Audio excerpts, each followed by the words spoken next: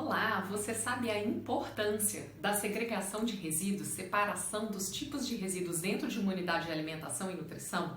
Você sabe o que você vai trazer de benefício para o seu empresário fazendo a implementação dessa segregação? Eu sou Carol, nutricionista, seja muito bem-vindo ao Domínio as Boas Práticas. Vamos lá?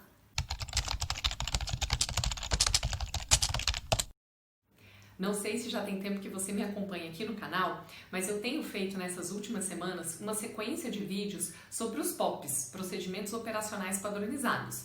E no último vídeo eu falei sobre o manejo de resíduos, que é um dos POPs super importantes que a gente tem aí na RDC 216, mas que muitas vezes ele fica deixado de lado porque a gente não consegue verificar, a gente não consegue observar a importância desse POP. Dentro desse POP, além da gente descrever a higienização dos reservatórios, por exemplo, das lixeiras, é super importante a gente descrever também para onde vai, qual a destinação desses resíduos. E qual que é a importância dessa separação, dessa segregação desses resíduos? Como é que eu posso trabalhar com essa segregação? Que benefícios que eu vou trazer para a empresa realizando essa segregação?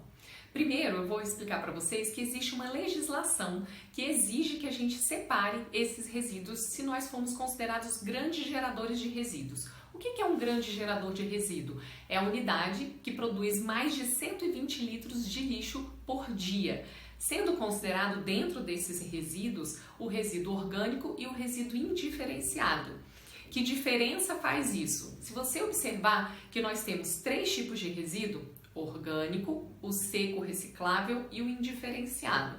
Observa dentro da sua própria casa que o resíduo seco, o resíduo reciclável, ele faz muito volume. Por exemplo, uma caixa de leite, uma lata de milho, uma lata de molho de tomate, ele faz muito volume dentro da nossa lixeira, do nosso recipiente. E se a gente separar esse resíduo, o reciclável do orgânico, a gente consegue observar claramente a redução desse volume. E como a legislação traz essa exigência para a gente de segregação e de destinação em volume, então é super importante essa separação, para a gente conseguir identificar o que traz mais volume, para a gente separar esse resíduo que traz muito volume, o resíduo reciclável, que eu posso descartar ele para o serviço de limpeza pública.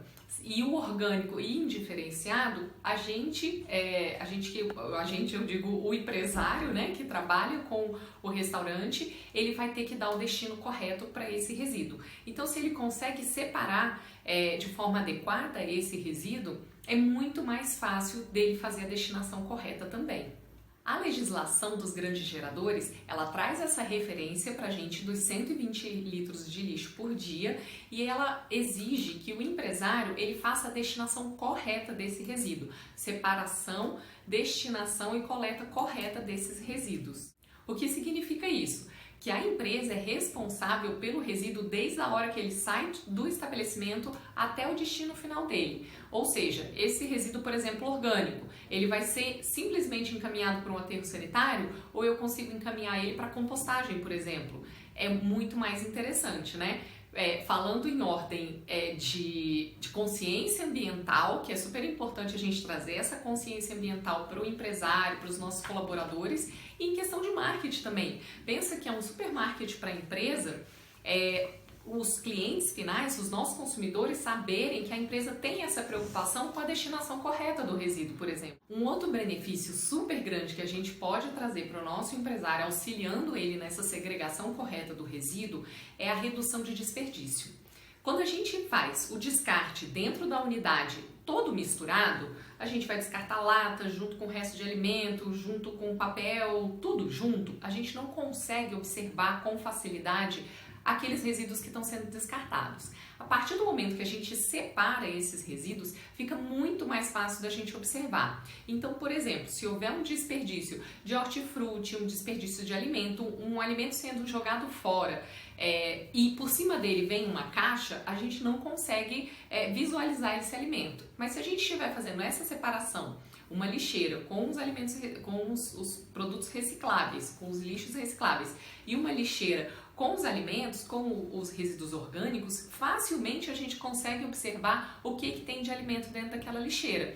Então, só com essa simples atitude, o próprio funcionário observa mais aqueles resíduos, então ele vai se policiar mais e a gente consegue observar isso. Então, a gente consegue sinalizar para o funcionário e para o empresário o volume de desperdício que está tendo, às vezes, de um alimento específico, que pode trazer uma diferença significativa aí no custo da empresa.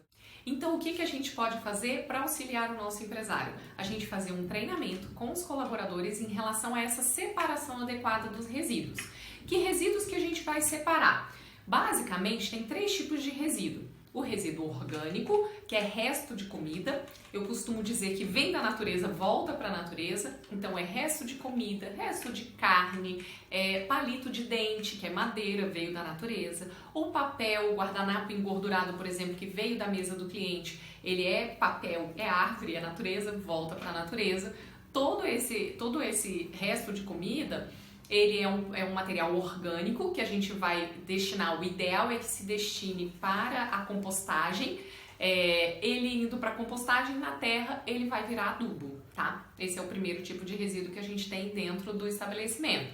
O segundo tipo é o reciclável, que é justamente os potes, as vasilhas que vêm os alimentos industrializados para a gente trabalhar. Então, o saco de arroz, o saco de feijão, a lata de óleo, o frasco de óleo, o frasco de leite, a garrafa de leite, o Tetra Pak, os potes de molho, lata de milho, lata de molho, lata de bebida, todo esse material é reciclável. E no escritório da empresa, por exemplo, todo o material de escritório, de papelada, também é reciclável. E o terceiro tipo de resíduo que a gente tem é o resíduo indiferenciado ou rejeito. O que é o indiferenciado? Que nem a gente consegue reciclar, nem é material orgânico. Esse tipo de material vai ser encaminhado para o aterro sanitário. Que tipo de material é esse dentro de um restaurante? O Perfex, o pano descartável que eles usam, a bucha de lavar louça, o saco sujo de carne, a caixa onde veio essa carne, se for uma caixa de papelão e ela tiver ficado úmida, suja de sangue, ela também vai ser um resíduo indiferenciado. Se ela não tiver suja de sangue, ela tiver seca, a gente vai encaminhar para o resíduo reciclável. Daí a super importância da gente treinar o nosso colaborador para saber identificar esses tipos de resíduo, porque quando a gente tem maior número de resíduo reciclável, é muito mais interessante para a unidade. Diminui o volume de resíduo que a gente vai ter que destinar, vai ter que pagar por ele, lembrando que o empresário ele paga pela destinação do lixo orgânico e do lixo indiferenciado, ele não paga pela destinação do lixo reciclável. Então, quanto menos lixo orgânico, menos lixo indiferenciado ele tiver, melhor para ele. Tanto em questão de custo que ele vai ter para poder encaminhar esse resíduo para o destino correto, quanto em desperdício. Então, duplamente a gente consegue diminuir aí o desperdício do empresário.